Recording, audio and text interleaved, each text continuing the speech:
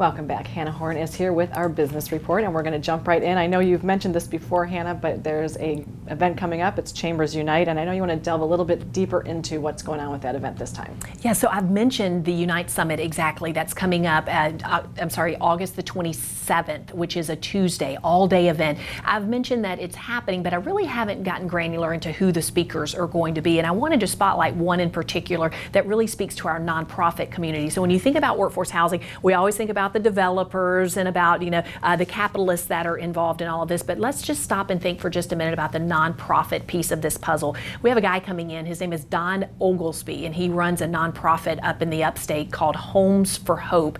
He and his organization are the leading developer of single family affordable housing in the entire state. To date, they have constructed or renovated 600 affordable housing units, and they also have a residential workforce program that runs alongside that, with 300 men having graduated, those who have dealt with alcohol and drug abuse issues. So they're doing something really great up there. Right. We want to know what it is, and I know that our local nonprofits will want to hear and take best practices. And again, the Unite Summit, August the 27th, over at the Country Club of Hilton Head. Log onto our website, a ton of information.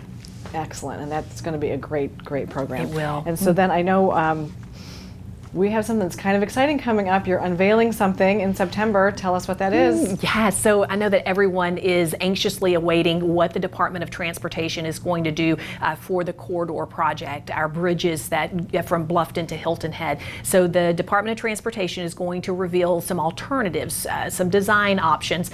That's going to happen on September the 19th from 5 until 7 at the Boys and Girls Club. They have a big gymnasium. So there's not going to be a formal presentation. The way that they do this traditionally throughout communities, whenever there's a big project, they kind of do a station rotation so that you can visit one to talk about traffic capacity, one about design, one about environmental impacts, and you just go around, look at it, and kind of see one for aesthetics. Some people just want to know what's it going to look like, as opposed to some of getting deep into the issues of bridge building.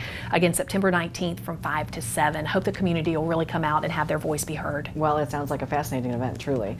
And so then one last thing here in our last 30 seconds. Another chance to give your opinion, that is, and that's at the State Chamber. Tell us what that is. Things are really quiet in Columbia right now. The state legislature has adjourned. It will start back up for the second half of this session in January. However, the State Chamber of Commerce is doing what's called a grassroots tour, and they're going to land here on Hilton Head on September the 12th, and they're going to do a morning session where folks can have their voice heard as far as how they should be running towards a legislative priority list. Okay, well, that is all great information, and thanks so much for being with us, Hannah. Thank you.